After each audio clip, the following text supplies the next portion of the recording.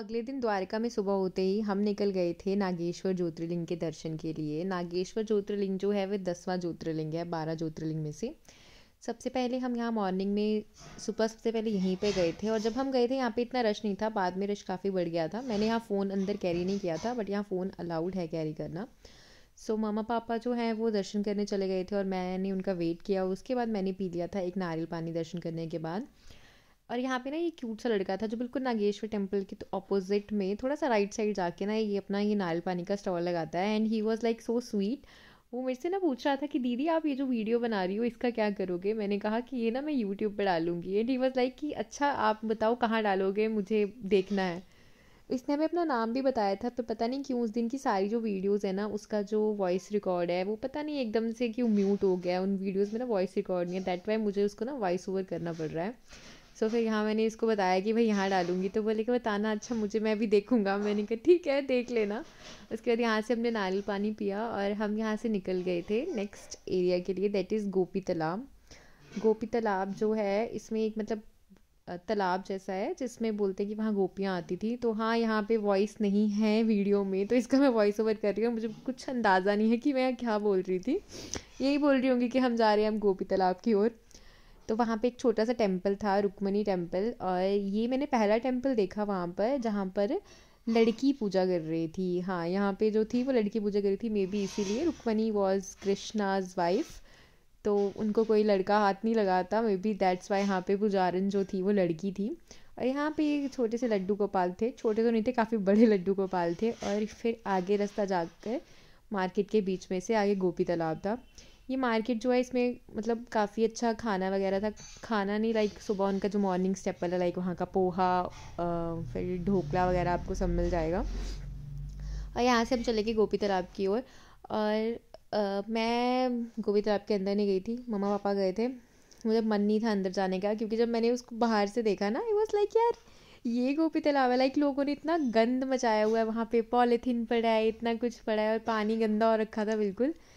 Tourist जो है ना वो किसी भी लोकेलिटी की ना जो हाइजीन है उसको मेंटेन करके रखते, उसको ना मेंटेन ही नहीं करके रखते। लाइक वहाँ पे इतना गंद डाला था ना लोगों ने, तो क्या ही बोलूँ। तो अब ये जो आप सामने देख रहे हो यहाँ से इसकी एंट्रेंस थी, इसके अंदर छोटा सा मंदिर था, गोपी तालाब मंदिर था, और उसके पीछे ना गोपीनाथ मंदिर था, और गोपीनाथ मंदिर के पीछे तालाब जैसा था। और यहाँ पे ना हमें एक काऊ मिल गई, इसको मैंने गलती से एक बिस्किट खिला दिया, उसके बाद इसने मेरा पीछा ही नहीं छोड़ा था। मैं जहाँ बैठ रही थी वहाँ मेरे पीछे पीछे आई जा रही थी। और वहाँ की काऊ भी इतनी फैमिलियर है ना, इतनी बड़ी बड़ी गायें हैं वहाँ पर, इतने बड़े बड़े उनके सींग हैं, बट मारती नहीं है। उसके बाद भूख लग रही थी तो मुझे एक स्टॉल मिल गया, यही फाफड़ा ढोकला पोहे का, क्योंकि वहाँ तो बस यही मिलता है भाई खाने को। तो मैंने भी अपने लिए ना एक पोहे की प्लेट लगवा ली। गरम गरम पोहा बन रहा था, उसके ऊपर अच्छी सी सेव डाल के, प्याज डाल के, और साथ में नींबू डाल के दे रहे थे भैया। और लिटरली मुझे इस टाइम इतनी ज़्यादा भूख लगी थी, और जो इसने मेरा पेट भरा है ना, मुझे मज़ा ही आ गया इसको खा के। बहुत ज़्यादा टेस्टी था ये पोहा। मतलब मैंने ना अभी तक जहाँ पे गुजरात पोहा खाया था ना सब थोड़ा सा मीठा मीठा था, बट ये पोहा ना मीठा नहीं था, बिल्कुल जैसे घर पे पोहा बनाती है ना मैं, बिल्कुल वैसा था। उसके बाद हम यहाँ से निकल गए और हमारा नेक्स्ट स्टॉप वॉज बेट द्वारका। हम यहाँ से निकल गए थे बेट द्वारका की तरफ। बेट द्वारका है जो द्वारका है ना उसमें वो ना आधे से ज़्यादा पानी में सबमर्ज है, तो पर्टिकुलरली एक द्वारका का हिस्सा जो है ना वो अलग हो गया था द्वारका से, उसके आसपास पानी आ गया था, तो उसको बोलते हैं बेट द्वारका। यहाँ पे हमें अपनी जो गाड़ी है उसको पार्किंग में लगाकर यहाँ से फेरी के थ्रू जाना था। तो हमने फेरी का टिकट ले लिया था, और यहाँ पे इतना रश था, आप यहाँ पे अपनी पर्सनल फेरी भी कर सकते हैं। आई don't know about the price, ऐसा आपको ना कहीं कहीं देखने को ही मिलेगा, और खासकर ऐसे तीर्थ स्थलों पे तो ज़रूर मिलेगा। यहाँ पे बोट में लोगों को ऐसे भर रहे थे जैसे कि ना गाड़ी में हम ना जानवरों को भरते हैं ना, बस वैसे ही भर रहे थे। जितनी सीटिंग कैपेसिटी थी बोल रहे थे और आ जाओ और आ जाओ, खड़े होके चले जाना, 15 मिनट का ही रास्ता है। बट फाइनली हमने नेक्स्ट बोट के लिए वेट किया और हम यहाँ बैठ चुके थे बोट में। सो मेरा एक्सपीरियंस पहली बार था, मैं पहली बार फेरी में बैठ रही थी, तो मैं नहीं बैठी हूँ फेरी में ना कभी। इसको बोट नहीं बोल सकते, फेरी बोलते हैं इसको, क्योंकि प्रॉपर से वो लकड़ी वाला ही वो होती है, बोट काइंड ऑफ होती है।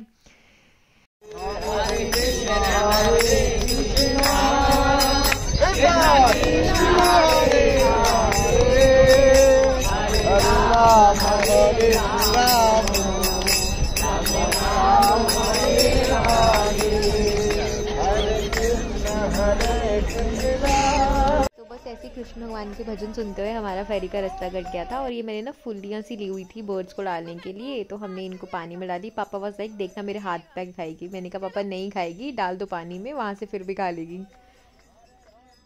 और यहाँ पे बन रहा है एक न्यू ब्रिज जो कि वेट द्वारका को मेन द्वारका से कनेक्ट कर रहा है, जिसका का इनॉग्रेशन जैन में ही है। प्रधानमंत्री मोदी जी करेंगे। I don't know about the date, but ये थोड़े दिन में फंक्शनल होने वाला है। और इसी के साथ हम पहुँच गए थे वेट द्वारका। उसके बाद सबसे पहले हम वहाँ गए the main temple, the Dwarkadhish temple, जहाँ पे घर वालों ने दर्शन किए। मैं बाहर रुकी थी भाई, क्योंकि ना वहाँ पर भी फ़ोन अलाउड और पर्स अलाउड नहीं था। एंड आई वॉज लाइक आप मुझे दे दो, आप दर्शन कर लो, क्योंकि दर्शन करने के लिए 1 बजे तक ही द्वार खुला था। उसके बाद वो सीधा 4 बजे खुलता है temple. And it was like 12:45। तो मैंने कहा आप जाओ, कोई बात नहीं, I will manage with the stuff, आपका दर्शन करना इज़ इम्पॉर्टेंट। उसके बाद हमने पी लिया था ये सोडा, जो कि बहुत ज़्यादा अच्छा था। मतलब कि जो मैंने पहले कल पिया था ना वो इतना अच्छा नहीं था, but this was so good. मैंने तो 3 गिलास पिए थे इसके भाई। और इसको इतनी भूख लगी थी तो हम खाने के लिए ना एक दुकान पे बैठे, क्योंकि यही दुकान थी जहाँ रश था थोड़ा खाने के लिए। तो हमें लगा मे बी अच्छी होगी, but the experience was so bad. बहुत ही गंदा खाना था। मतलब इतना गंदा खाना मैंने लाइफ में कभी नहीं खाया। जस्ट शायद 1 चपाती, वो भी सूखी ही ऑलमोस्ट। उसके बाद हमने खाई थी आइसक्रीम और हम यहाँ से चले गए थे नेक्स्ट टेम्पल की तरफ, जो कि था हनुमान जी और उनके पापा का टेम्पल। देखा, हनुमान जी और मकरध्वज का टेम्पल। उन बोलते थे, मतलब उनने बोला था कि पता नहीं कुछ इसकी हिस्ट्री सुनाई थी, मुझे भी याद नहीं है, खुद सर्च कर लेना इसकी हिस्ट्री आप लोग। तो ये मकरध्वज और हनुमान जी का टेम्पल था वहाँ पे। यहाँ से निकलने के बाद ऑटो वाले भैया टुक अस टू अनदर टेम्पल, जो कि माता का टेम्पल था। एंड यहाँ पे ना ऑटो वाले भैया बोल रहे हैं आप हमें रिकॉर्ड मत करो। दे वर लाइक कि मोदी ही आएगा, हम मोदी को ही चाहते हैं आने के लिए। मैंने कहा हम भी वही चाहते हैं, पूरा दुनिया ही उसको चाहता है। बट ही वॉज लाइक कि आप हमें रिकॉर्ड मत करो, फिर हमारे लोग मजाक उड़ाते हैं। देन वी हैड सम अमरूद। और उसके बाद हम आ गए थे वापस द मेन द्वारिका, जहाँ हमारी गाड़ी लगी थी। बट यहाँ पे ना अगर आप आ रहे हो ना बैठे तो अपना स्नैक्स वगैरह ना खुद लेके आओ, क्योंकि यहाँ पे लोकल खाना बहुत ही गंदा है। अगर आप नॉर्थ साइड से हो ना, तो मतलब जम्मू कश्मीर, पंजाब वगैरह, दिल्ली वगैरह, आप खा ही नहीं पाओगे। इनका खाना इतना गंदा है। It's not about the flavour, इतना अनहाइजीनिक है, इतना ज़्यादा। और आसपास कोई ज़्यादा खास दुकानें भी नहीं खाना खाने के लिए। आप यहाँ पे अगर स्नैक्स खरीदना चाहते हो तो आपको यहाँ पे कहीं पेप्सिको का कोई प्रोडक्ट या फसाई का कोई प्रोडक्ट नहीं मिलेगा, लाइक अच्छा प्रोडक्ट नहीं मिलेगा, लाइक लेस कुरकुरे वगैरह। यहाँ ना आपको लोकल स्टफ मिल रहा है, बहुत मतलब अगर आपको कुछ लेना है स्नैक्स तो अपना प्लीज़ लेके आओ, खुद कैरी करो अपना खाना है। So here is Rukmini temple, जो कृष्ण भगवान की वाइफ थी रुक्मणी जी, उनका मंदिर है यहाँ पर। मम्मा पापा अंदर गए हैं रुक्मणी टेम्पल देखने, मैं नहीं गई हूँ, तो मैंने सोचा आपको एक बाहर से इसका ओवरव्यू दे दूँ, क्योंकि मैंने मम्मा के हाथ अंदर फ़ोन नहीं भेजा है। So from here we are going to the railway station. Rukmini temple के बाद हमें कल सोमनाथ जाना है, हमें वहाँ के लिए टिकट्स करवानी है। मैं ये व्लॉग यहाँ एंड करना तो नहीं चाहती थी, बट मुझे करना पड़ रहा है क्योंकि मेरे फ़ोन में सिर्फ 4% बैटरी बची है। अगर बाय द वे कुछ हुआ रिकॉर्ड करने के लिए तो आई विल रिकॉर्ड एंड मैं इसके आगे वो डाल दूंगी।